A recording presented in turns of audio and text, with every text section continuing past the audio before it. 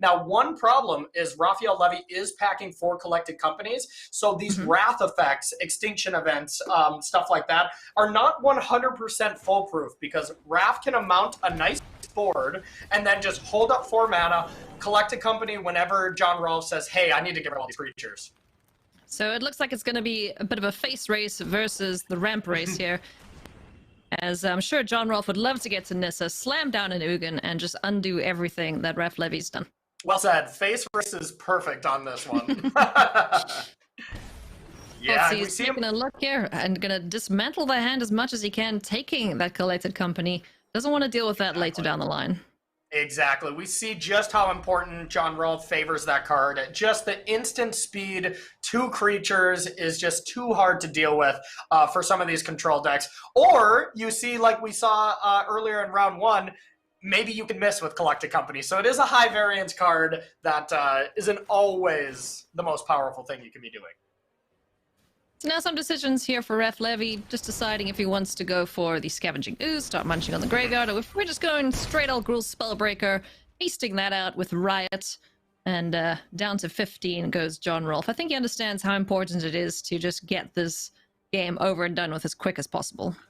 Exactly, and look at this, Alias. This is kind of tough, because you look at John Rolf's deck list, he has 2 Heartless Acts, 2 Eliminates. So Heartless Act really does not do much to this Gruul Spellbreaker if you add that counter and you be patient. But if they have Eliminate, then it's much, much worse, because then you don't get in that 3 damage. So at this point, Raphael Levy just unfortunately guessed wrong. There's no correct play, because you're playing around one of them, which is a bit of a problem. Yeah, risk reward on one hand, you get the damage in. On another hand, you lose a counter. You know, so it's totally fine as we get things going here. As another mountain, what is the best line now, do you think, for Raph Levy with 3 options in hand? I think it's the same as last turn. If you're going to stick to that game plan, I think I would just do it again. But yeah, this is really close, and I could see him kind of going either way on it. I think I would play Spellbreaker and then attack for 3 if I did the same Spellbreaker turn last turn. I think you just stay the course, but all 3 of the plays are defensible, so we'll leave it up to the Gruul master here, Raphael Levy. One thing to note while Levy's making his decision is that there's no second green source in the hand for John Rolf, so his hand is pretty slow at the moment. You think he'll be looking to cycle one of those fetid pools if he doesn't find a green? Yeah, I think you're pretty priced into it. I think probably we're going to see John just play one fetid pool, cycle another if he doesn't draw anything. But, never mind. Uro says all our problems are solved. Yep. Uro to the party, saving the day. And we'll be able to get down one of these fetid pools, hopefully finding another green source off the top of the library. So here's what John... when you have Uro. Exactly. Here's what John is considering, though, because he will lose Uro to Scavenging Ooze, and that is unfortunate. But here's the question. Would you rather not ramp into a possible Nissa this turn? I don't think so. So I think you just treat Uro here like a growth spiral and just accept that it's going to be gone and find one later after you find an answer to that Scavenging Ooze. Maybe like Ugin. Yeah. I mean, Ugin can just... he's the answer to all things that your opponent has in their battlefield, so, you know. Except Eldrazi, of course, Alias. Yes, except those, and, some other colorless individuals. Nobody plays that, though. We're fine. Here comes Uro, Titan of Nature's Wrath, going to draw a card, gain 3 life, and get another land down on the battlefield. There's the Overgrown Tomb, so we are good to go. Nissa is online next turn for John Rolf. John's just got to be super excited for that. I mean, we're going to get Scavenging Ooze is going to be quite big, and Raphael Levy is going to be able to assemble a nice battlefield, but if he's able to play Nissa and block with a 3-3 and keep Nissa alive for a turn, and then go into Ugin, this game is going to be very tough for Levy. But if Levy is able to put enough pressure down where he can attack Nissa through one blocker, then it's going to be trouble for John Rolf. So these next 2 turns are going to be huge between the Hall of Famer and the Rivals competitor. Yeah, so with that in mind, then, is it better to go Lovestruck Beast, get that down on the battlefield with its token, and then next turn have the Hasty Gruul Spellbreaker up to be able to clear out Nissa? I think that is absolutely perfect sequencing right there. It maximizes what you can get on the battlefield, and then it allows even one more hit next turn with that Hasty spell. So yeah, that's exactly what I would do here. And I think Right. Raphael Levy is going to agree with you with holding back that Llanowar Elf. Yep, let's get Heart's Desire token generated. And Lovestruck Beast on the battlefield. Okay, that's a little bit of a unfortunate draw there for Raph Levy, as we can now go Nissa, animate the Overgrown Tomb, and keep up the Heartless Act. You can't see my face right now, but I am absolutely jaw-dropped. That was the best 2 draws back-to-back, because you need that Overgrown Tomb to be able to untap it, to have black mana and that green. So now he is able to block something and kill another creature. That is just the nightmare scenario for Raphael Levy. Yeah, that is super unfortunate for Raph Levy, but a great draw for John Rolf, who needs to fend off against these hasty threats coming from Raph Levy, and just get this Ugin down next turn and, you know, finish this game, get this over and done with. Yeah, it'll be interesting if Raphael Levy just goes face here, or if he tries to pressure this Nissa. Because we're only at 11 if we're John Rolf fans here. That is not the highest life total when you got this Gruul deck coming at you quickly. 13 damage if we go, if we just swing all. But that's... Yep. And what John... 5 can get dead. Exactly. So John can throw an Overgrown Tomb in front of Scavenging Ooze, which is probably going to be the biggest creature after Lovestruck Beast dies. Plus, you get that Gruul Spellbreaker attacking plus 2 damage from the Stomp. That's only 7. So we're definitely not at lethal territory, but... No, unfortunately, not being able to get this land out the way. So maybe we do turn our attention to Nissa this turn as Raph Levy. Yeah. I mean, because Nissa does get out of hand. We've been seeing it for years in Standard, and now in Historic, this card is insanely powerful. And really tough to deal with from these aggro decks if you just leave it unchecked. That's not even to say the mana advantage you get from it. Just the constant flow of 3/3s is already very, very good. Yes, and, you know, we've seen so... Oh, we're going face? Nice. Face is the place. Awesome, I love it. Only attacking with the creatures that won't... that won't trade with, or that will trade with the Overgrown Tomb here, so I like this attack. But, you know, how many times have we seen in Historic and Standard even just Nissa into Ugin, scoop? That seems to be the general way of things. Exactly, and I mean, Nissa into, Giant Krasis, Nissa into anything big, plus untap, get a creature, and then, then the ultimate is having another 2-piece interaction available off a Breeding Pool, Overgrown Tomb, or the Sultai Triome. Just really puts Nissa to a whole nother level with the printing of that Triome as well. Wow, looking for no blocks? Okay. Values this Overgrown Tomb alive and well. Yep. Because that Overgrown Tomb alive and well leads to an Ugin the Spirit Dragon that is definitely going to be alive and well in this match. Yes, indeed. Not having another land to get double mana off of. You want to keep that Overgrown Tomb alive. Gonna take 6 here, but 6 ain't 0. Exactly. Wait, hang on. No, not yet. Yeah, impressive work here by John Rolf, just recognizing I don't want to trade away any resources, because if that Overgrown Tomb did die, you can tap Breeding Pool for 2, untap it, tap it for 2 more, and then you got 3 more mana, you're at 8. So you need to top deck a land. John is not leaving that to chance. He's just saying, I'm going to Ugin. It's the best card against Gruul, because now they're going to have to rely on haste threats to get over the finish line, or with what we see in Raphael Levy's hand, just a second stomp, and this game is over too. So Bone Crusher Giant is probably the card you want to draw the most. Yep. So Ugin is not the be-all and end-all in this matchup, as we see Nissa tap for 2 green. Gonna animate that Breeding Pool. And here comes big ol' Ugin. A slight misstep there by John Rolf. One thing he could have done is attack with that Overgrown Tomb first and then do this play. It's 3 damage when realistically this match does not matter when it comes to damage race, because Sultai doesn't really attack until you're absolutely dead. But a minor misstep there by John Rolf. I mean, he's committed now, right? He's got to go for it, or he's going to lose that 2 mana floating. So here comes Ugin, the Spirit Dragon. Minus X. Let's get rid of All everything right. with 3 or less, shall we? John really wanted to untap land there, so he had a blocker in case Raphael Levy gets a haste threat off the top. So this is a huge turn.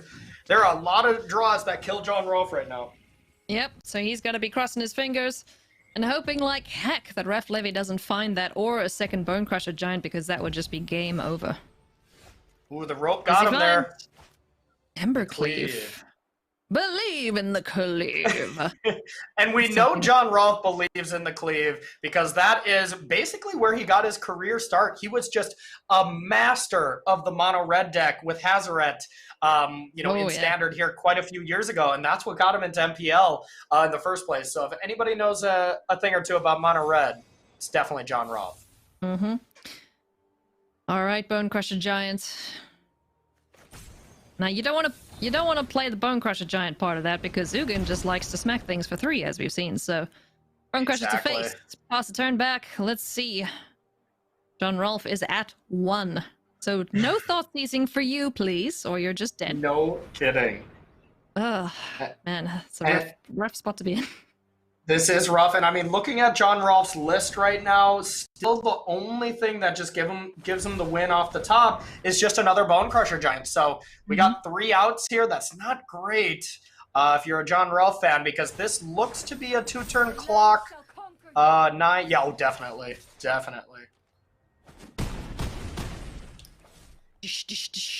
And for 9 points of damage, down to 12 goes Ref. And we still have Ugin to use. Yep. So we can still smack for 3. Hey, yeah, oh, that was perfect. Man. Oh, man, that is just the worst thing to see if you're Raf Levy, but John Rolf is going to be singing hallelujah because Uro, Titan Nature's Wrath, is going to pad that life total a little bit, get another extra land down on the battlefield. Yep, that's going to shut the door. This is looking very good, yep. That is too much to come back from. The luckiest draw to just prevent Raph from top decking. Like, Raphael Levy still had to draw that, or it was still going to be John Rolf's game, but that Uro just cemented Bone Crusher Giant no longer being an out. No, not at all. So Uro showing up exactly when he was needed. Very well sequenced there from John Rolf, keeping himself in this very first matchup between these players. So now Ref Levy, I mean, after sideboard, you got to think now John Rolf still has more of an advantage, don't you think? Yeah, I really think this is not the matchup that Raphael Levy wants to play against. It's just so much removal from the Sultai side. And now what John Rolf gets to do is just bring in anything that says kill a creature or your giant Elder Gargaros and take out some of your less than ideal cards that are a little bit more about the long game. You know, Narset, Search for Iskanta, counter spells even you don't really want. So just slight upgrades from John Rolf. That's going to be a really tricky match here for Ref Levy to win, but, you know, never say never, and believe in the cleave. Exactly. This is the game, well, of course, Raf Levy has to win to stay in it, but this is definitely the game where Raf Levy should be very favored. These Gruul decks going either turn 1 Llanowar into turn 2, any of your 3-drops, basically, or Pelt Collector, and then go up the ladder and grow that very powerful 1-drops. That's what Raphael Levy is going to be looking for, and it's pretty tough to deal with if you don't have some interaction early and often if you're John Rolf. Yeah. Hopefully also being able to find some cards like perhaps Clothis, Scavenging Ooze, just keep that graveyard in check. Yep, exactly. Keep that Uro in check. Uro is just the most powerful card against aggro. And I mean, I don't even have to say against aggro. It's just one of the most powerful cards. Oh, that hand is nice. It is indeed. Would ideally like to have a turn 1 Thoughtseize, but you know what? You're not going to say no to 3 lands that give you all your colors. And some early interaction there for the hasty creatures of Raf Levy. As we get things underway here, Raf Levy looking to stay in it. John Rolf looking for the clean 2-0 as we get a Gruul Spellbreaker down and swinging on in. It's like deja vu all over again. It is, and deja vu all over again. I'm once again going to say Raphael Levy really wished he put a counter on that to avoid that Heartless Act being able to take it out. which we're probably going to see next turn. But you see here, John Rolf is really favoring getting value from this Essence Scatter because, well, if your whole plan is to Heartless Act, you can't Heartless Act the Gruul Spellbreaker on your opponent's turn. Yeah, you're gonna have to wait for that, but let's see if Ref Levy smells a counterspell or if he fires off this Lovestroke Beast straight away. He's going for it. Only 3 lands in hand, so he's gonna have to top deck something else once this is dealt with by John Rolf. Yeah. Yeah, Raphael Levy had that draw that I really wanted to see from the deck, and that's a turn 1 into a 3-drop like I was alluding to in the sideboard. But dang, just no help from the top of the deck. Just a couple lands right off the top is not what you want to see. And here we can get that Heartless Act on the Spellbreaker, which is pretty brutal if it did have a counter on it. Bit of a decision to be made here, though. Do we go for the Heartless Act on the Gruul Spellbreaker, or would he rather get Growth Spiral going and hopefully find a 4th land off the top of the library? I think it's really, really close if you do have a 4th land, because then your Growth Spiral is going to for sure get value. But right now, he can still play that 3rd land, and if you don't hit a land off Growth Spiral, you feel so bad. I think you have to kill the creature here. I really don't think you have a choice, and then you start Uroing to find your land next turn would be where my head is at. All right. So that was a great pickup. Yeah, great pickup there in Garrick's Harbinger. It's able to find extra friends from the top of the library when it deals combat damage. And finding an island off the top of the library. So Uro is online. We can go for Thoughtseize if we think there's something scary coming down that'll kill us next turn. Yeah, he's going to Thoughtseize and be like, dang it, I didn't want to Thoughtseize.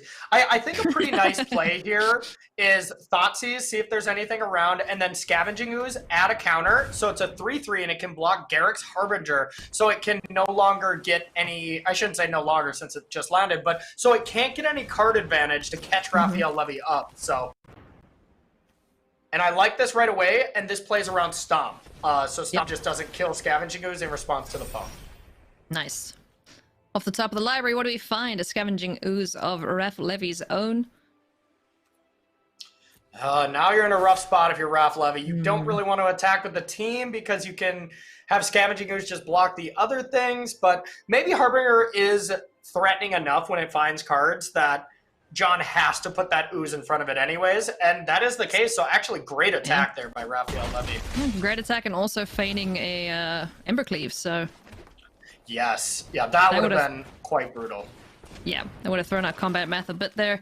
Scavenging Ooze now down on the battlefield. You can take a look at the library and start munching away there. Would love to chomp on those Uros that are in hand there of John Rolf. And Ref Levy's looking pretty good in this. Yeah, that was a great draw. A 2-mana 5/5 essentially, because we have at least 3 creatures to eat. And if the battlefield was just a couple of 1/1s, Uro can just still, you know, go over the top of it just with its life gain. But right now, that is not a great plan, but I don't know if John Rolf has another option right now. Well, when in doubt, Uro out. Let's see what Uro can find at the top of the library here for John Rolf as Scavenging Ooze goes munching on the graveyard. Just giving Uro a taste of things to come, I think. Exactly. And I'm looking at John Rolf's list right now, and unfortunately he doesn't have any really great Wrath effects. He has a couple of Extinction events, but no Languish, nothing that would just kind of clear out the whole board. So Extinction event, well, it's pretty good. It's not going to be able to deal with everything as long as Raphael Levy diversifies his even to odd ratio. Scavenging Ooze making merry with the graveyard. There's a Robber of the Rich. That's a pretty nice pickup there for Ref Levy. Yeah, I mean this is 10 damage right now, and as I say that, Extinction event on even only leaves a Llanowar, and that would be pretty strong, I must say. Llanowars can get the job done. Ooh, hello. Hey, I'll take that. I bet you wanted a Nissa. Yeah, I bet Raphael Levy. Nice. Raphael Levy is just really regretting attacking with that Llanowar Elves to not be able to just play a Nissa this turn. Oh, man. But you know what? It's okay. Let's get the damage where we can. That Nissa's going to hang out with him. And just 2 damage to go. John Rolf has an Uro in hand that will keep him alive. There's another Nissa off the top of the library. Oh, oof. There's Extinction event. Just not finding what he needed, and is going to scoop him on up. Raf Levy picks up that victory there. Just no way out there for him. Even with Uro landing, doesn't have enough life to fend off against that nonsense. Also, Raf would have been able to play the Nissa there. So yeah, just extra dead. Extra dead. That was also just insult to injury. John wanted to Growth Spiral to just see one more card, even though it didn't matter. And of course, that last card was the Extinction Event, where if it was in the opposite order, Extinction Event would have actually got him out of that problem. Oh yeah, he would have still been like nearly dead with the Llanowar Elf coming in. Oh yeah, like 96% of Raphael Levy's top decks were going to kill him, but he would have been alive for a little bit. Just a little bit. So one thing I'm pretty interested here, Alias, is Cry the Carnarium is coming in on the play, but not on the draw. You know, you would kind of think you want to maximize all your Wrath effects when you're on the draw just to have all chances of minimizing, you know, a wide battlefield coming at you. But John favors bringing it in on the play because he realizes all the 3-drops are not able to get cried. So if John Rolf if Raphael Levy hustles those 3-drops out, Cry the Carnarium looks pretty bad on the draw, but is good on the play. So I like that little subtlety that he did in sideboarding. Very heads-up play indeed as we take a look here at the opening hands for game number 3. Llanowar Elf to start things off for Raf Levy. Just a Fabled Passage down for John Rolf. Yep, and we're gonna see... Rampaging Ferocidon, I love it. I love to see it. Here's the awkward part. You need a forest, but you really want to have your Drowned Catacombs this turn to be able to eliminate the Llanowar Elf. But you don't want to just... I mean, one thing he could have done is just play Drowned Catacombs first, and then you have Fabled Passage. If you draw your 4th land, then you Fabled Passage on turn 4, but just didn't want to take that risk in case he drew Growth Spiral or something like that. That's fair. All right, so... are we going for it once again? This time, though, he's going to get got by Eliminate. Yeah, I was just going to say, watch. This is going to be the time where he puts a counter on it and then gets punished by Eliminate. No. Raphael Levy has played the same way the whole time. Results do not matter. Just play your game plan. That's a true Hall of Famer mentality right there. Oh, yes. You're not going to change it just because, you know, 3rd time unlucky or whatever like that. So yeah, you got twice. Doesn't mean the 3rd time you're going to get got again. And this time he's right. All right. So pretty good looking hand there for Raf Levy. He's just able to deploy threat after threat, Rampaging Ferocidon, cutting off the life gain effects from Uro when they become a factor, and also dealing damage every time a creature enters the battlefield. So that works. Yeah. Nissa's lands don't trigger Rampaging Ferocidon, right, though? Because they're on the battlefield already? They do not. Exactly. Okay. They don't come into play. They are just in play. It's kind of a weird little loophole here. But one thing I do want to point out here is we look at Raphael Levy's draw, and it is pretty good. But one thing I see is a very large amount of odd creatures and a couple of extinction events. So I'm sure this is on Raphael Levy's mind right now. But what I would love for him to do is just like cast Heart's Desire and Scavenging Ooze to put 2 even converted mana cost things. So then you have a 2-2 split to make that card not as effective. Yep. Make the decision a little tougher there for John Rolf as we see a swing in here with the Llanowar Elf. He doesn't often get in on the action, but Raf valuing the damage and is going to fire off the Lovestruck Beast's Heart Desire, creating that little 1/1. One of my favorite sound animations when that Lovestruck Beast comes into play. They're just sobbing. Yeah. I know you're a big fan. Oh yeah, that's what happens when you get turn 3 Muxist. Yes, that's what I do at my keyboard. I know you're a big fan of the animation sounds on your stream, which I'm a big fan of. I do enjoy the sound effects, so I'm not gonna lie. Shock Typhoon at the top of the library there for John Rolf. Does have Eliminate in hand. Can take care of that that Gruul Spellbreaker there. And Llanowar Elf if we want to Extinction away these. It's kind of brutal, you know, because you want to get a little bit more value, but this Gruul deck, when almost all of its creatures have haste, you don't have the luxury of waiting for them to just, you know, play a 4-for-1 for your Extinction events. You really have to deal with them when you see them and hope that you can recover. And I mean, one form of recovery here for John is if he gets a untapped land and can go Nissa, untap that Triome, and eliminate. We saw it game 1. That's exactly what he wants to do again, and there it is! Nice! That's exactly what he can do. So Overgrown Tomb off the top of the library takes 2 damage to get it in. Nissa, who shakes the world, will come on down, and we can take care of that rampaging Ferocidon straight away. That was just, John Rolf sat back in his seat. We can't see his face camera, but I can just imagine what was going on. That was a heavy sigh of relief because that was huge. Now, do we fire it off now or do we wait? I think you have to wait for one reason and one reason only. A shiny sword that is a very big problem coming around. So I think that is for Embercleave. You want to make sure and wait. But here's the thing. If Embercleave is possible, it would have to just be play land 5 and Embercleave your 1/1. So great play in John recognizing that Embercleave is not that bad if you deal with Ferocidon. Nice.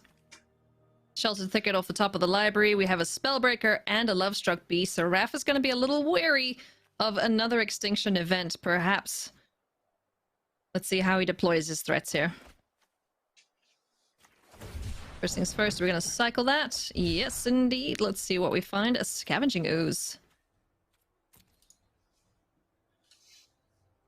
Not bad there. Now it'll just be interesting which 3-drop to play, and I think you're kind of priced in to play the Lovestruck Beast while you still have the 1/1 around.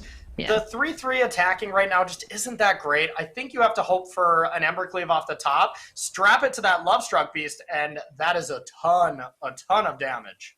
It would be, yeah, and it's also a very good blocker against these Nissa lands, so let's see which way Levy decides to go for.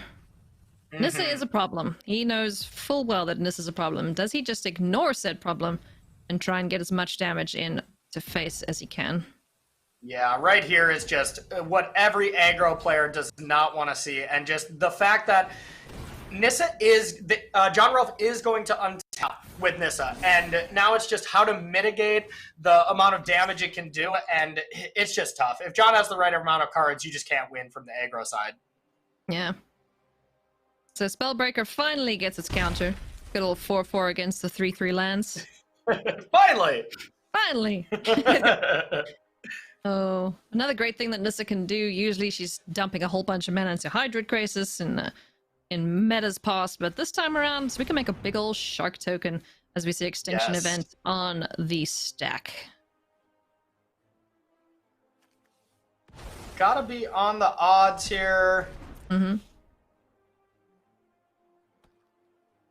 And I like this. I like this. John is setting up a very nice 1-2 punch to win next turn. I wouldn't be shocked if he puts that breeding pool into play untapped to be able to make a 6/6 shark at end step. And then all of a sudden you're going to have a 6/6 and 3/3/3s coming at you where every single one of those 3/3s, if they connect, will be lethal because there is no flyers. And that's exactly what we see. That is a nice play by John Rolf. It is nice indeed. A nice pickup there as well for Levy and Earthshaker Kenra, but too little too late. We'll probably recognize that something fishy this way comes in the form of a Shark Typhoon. So Scavenging Ooze is going to come on down and start munching on some graveyards, just pad that life total. Man, your puns are on point today, Alias V. With the fishy shark comment, you are just hitting them out of the park. Thank you. I try hard. Here comes the Shark Typhoon. Big old shark, do. Everybody's favorite song. It is everyone's favorite song. But there's nothing in the bin to eat. I've just realized, and Raph has realized too. There is nothing to go chowing on, no goodness. Well, the shark has something to eat, and that's Levy's life total here. Alas, for Raph, not getting the win there for the Gruels. But big old shark and some lands are going to get the job done here for John Rolf in a very close matchup between... Or, wait. Is he going with everything? Yeah, swing all, sweet chariots. Let's get this over and done with. John Rolf is just trying to smell out if that was a good game, trying to bait him into attacking, and just making sure Levy was not trying to get him in some way here. But yeah, this is exactly 9. Unless we missed a there was creature even somewhere. one creature. Yeah, exactly. Yeah, is there one? I don't think so. Oh. Oh, there is Oh, one. there is one. Hey, Okay. Frostdon. Okay, so we're alive still. Ironically, Not dead yet. gaining 1 life by exiling a card that says you cannot gain life. That's nice. There they are. Oh, there's actually another one too. There were 2. Okay. All right, so down to 2, but that's still not great here for Ref Levy. But is Embercleave like Last- something that would be lethal off the top? No? Okay. Embercleave would have been only 10, so now that wouldn't have done it, but still. Mhm. Can't count the Hall of Famer out quite yet. No. Well, now we Not can, yet. but before that draw Now we step. Now we can indeed, as John Rolf does pick up the victory a turn later than we expected, but you know what? It's all over as he intended it to be, so kudos to John Rolf.